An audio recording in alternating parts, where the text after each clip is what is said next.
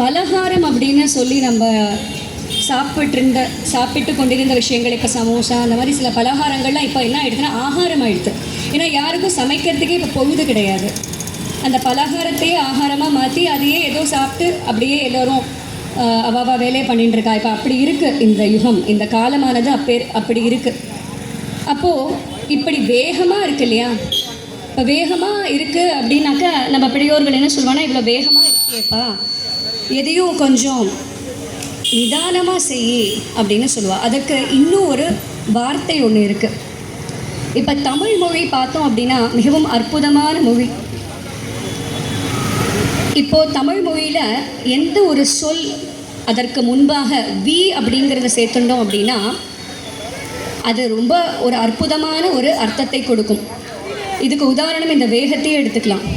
இப்போ சாதாரணமாக வேகம் அப்படிங்கிற அந்த சொல்லுக்கு எதிர்ச்சொல் என்ன அப்படின்னா மெதுவா இல்லையா? அதுதான். ஆனால் நீங்கள் அதுக்கு முன்னாடி வி போட்டுட்டேன்னா அது விவேகம் ஆகிடும்.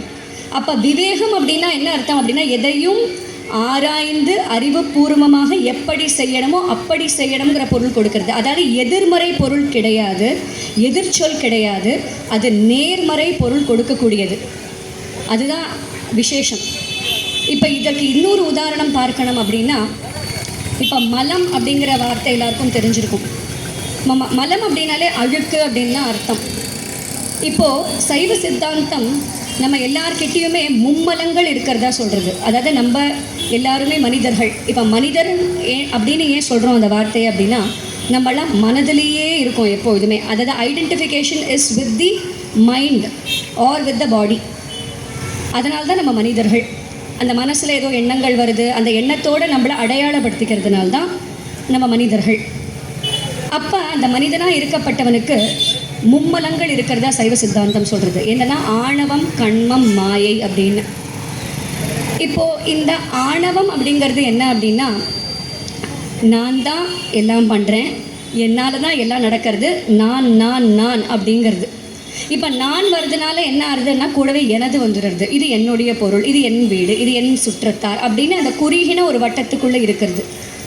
இப்போ இதனால் என்ன விளையிறது அப்படின்னா கர்மம் அப்படிங்கிறது விளையிறது, கர்மா அப்படிங்கிறது விளையிறது. இப்போ இது ரெண்டும் இது நடக்கணும் அப்படின்னா அதுக்கு மாயை உறுதுணையாக இருக்குது. ஆனால் இதுக்கு காரணம், மூல காரணம் என்ன அப்படின்னா ஆணவ மலம் தான். அதாவது அந்த நான் அப்படிங்கிறது தான். இப்போது இறைவன் எப்பேற்பட்டவன் அப்படின்னா இந்த மும்மலங்கள் இல்லாதவன். இப்போது இந்த மலம் அப்படின்னு இருக்கு இல்லையா, மலன், அதுக்கு முன்னாடி நம்ம வி போட்டுட்டோம்னா என்ன ஆகிடும், விமலன் அப்படின்னு ஆகிடும். விமலன் அப்படின்னா இறைவன் அப்படின்னு அர்த்தம். அதாவது இந்த மும்மலங்கள் இல்லாதவன் அப்படின்னு அர்த்தம். ஏன்னா அவனுக்கு இந்த ஆணவம், கண்மம், மாயை கிடையாது. ஏன் கிடையாதுன்னா அவனுக்கு நான் கிடையாது. அவனுக்கு நான் இல்லை அப்படிங்கிறதுனால வியாபகமாக இருக்கான். இந்த பிரபஞ்சம் பூராவும் நிறைஞ்சிருக்கான். இந்த பிரபஞ்சத்துக்கு அப்பாற்பட்டும் இறைவனாவனவன் இருக்கிறான். ஏன்னா அவனுக்கு இந்த மும்மலங்கள் கிடையாது. அதனால தான் அவனை விமலன் அப்படின்னு சொல்கிறோம்.